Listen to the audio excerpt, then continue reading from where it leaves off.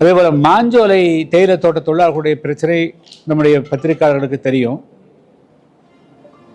இப்பொழுது அங்கு செயல்பட்டு வந்த தேயிலை தோட்டங்கள் இப்பொழுது செயல்படாமல் போனாலும் கூட அந்த மக்கள் நீதிமன்றத்திலே வழக்கு தொடுத்து அந்த வழக்குகள் நிலுவையில் இருக்கக்கூடிய நிலையில் இன்னும் தொடர்ந்து அங்கேதான் வாழ்ந்து கொண்டிருக்கிறார்.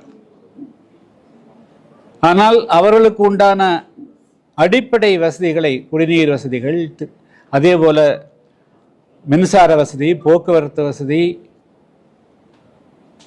ஆகியவற்றை செய்து கொடுக்க வேண்டும் என்று தேசிய மனித உரிமை ஆணையம் உத்தரவு 2 முறை பிறப்பித்திருந்தும் கூட